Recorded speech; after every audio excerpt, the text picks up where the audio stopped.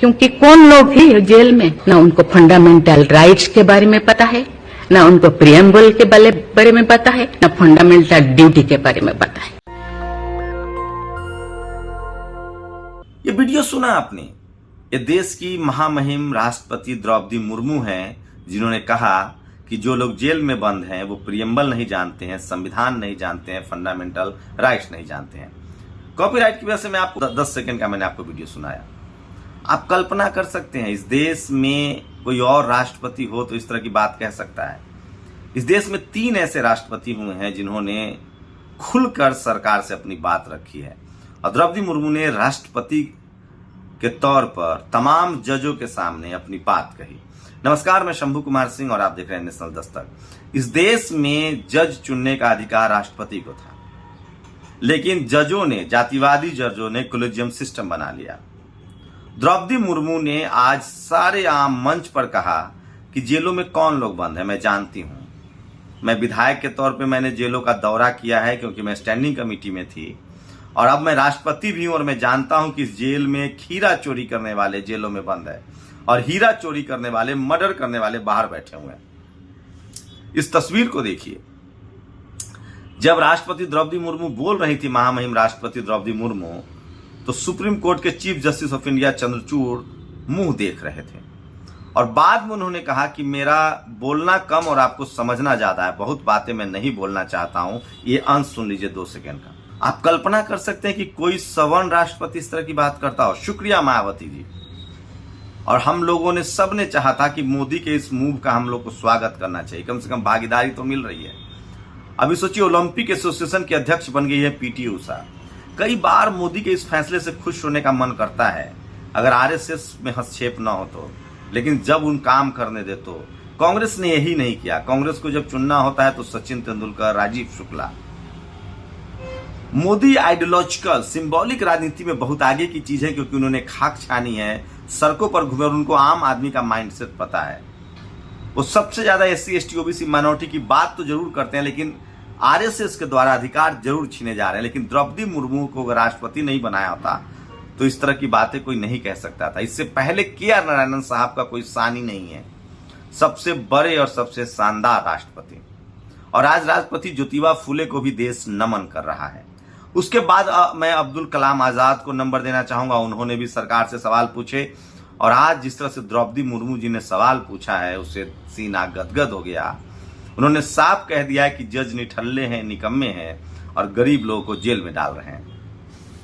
उन्होंने यहां तक कहा, मैंने 10 मिनट का वो वीडियो सुना है जिन्होंने शेयर किया है, उन्होंने यहां तक कहा कि गरीब आदमी इसलिए कोर्ट कचहरी नहीं जाता है, अपने लोगों को जेल से नहीं छुड़ाता है, क्योंकि उसको पता है कि जो थोड़ी बहुत उसके पास जमीन, भेड़ बकरिया और संपत्ति है वो बिक जाएगा और उसके बच्चे भूखे रह जाएंगे।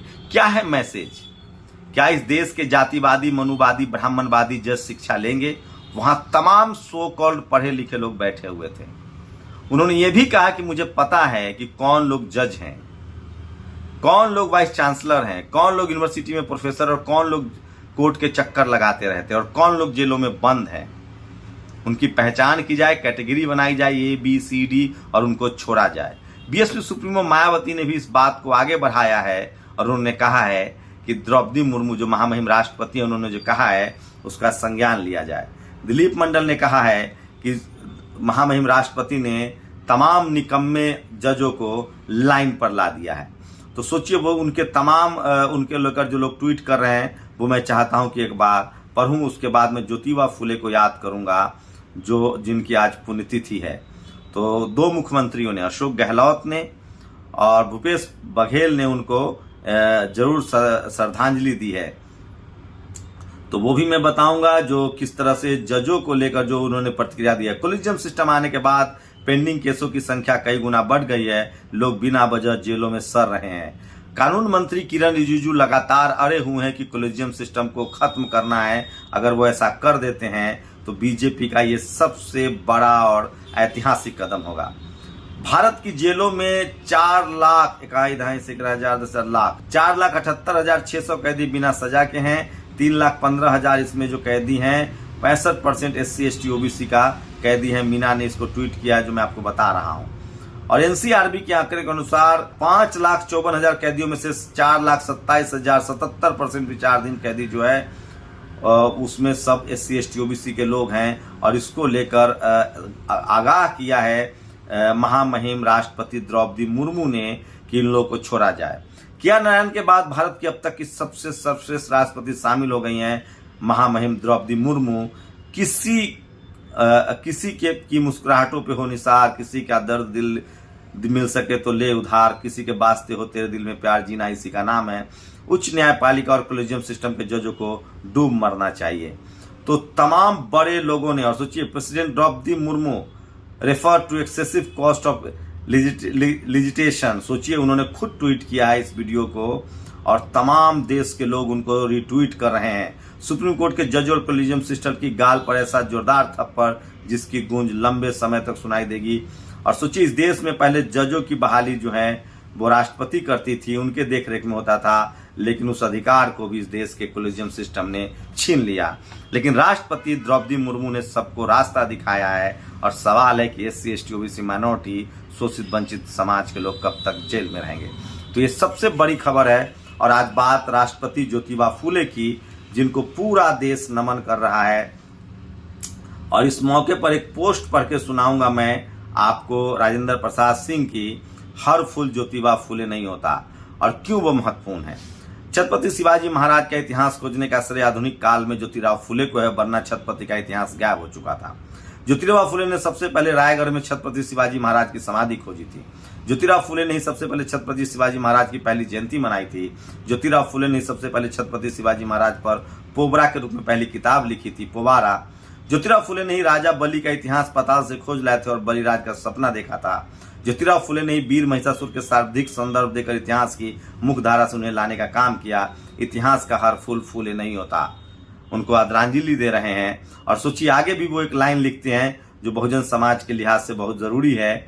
वो आगे कहते हैं किस तरह से, सोचिए, छत्रपति शिवाजी महाराज का राज्याभिषेक 2 बार हुआ, पहला 6 जून को और दूसरा 24 सितंबर को।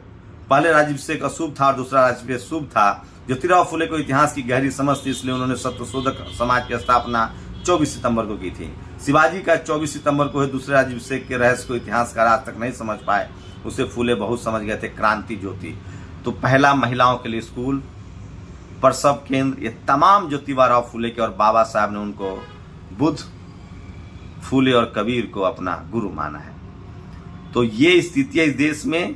हमें हमेशा फूले का इंतजार रहेगा और बहुजन समाज को हर फूले के साथ खड़ा होना पड़ेगा। आप लोग अपनी प्रतिक्रिया जोड़ दीजिए। शुक्रिया।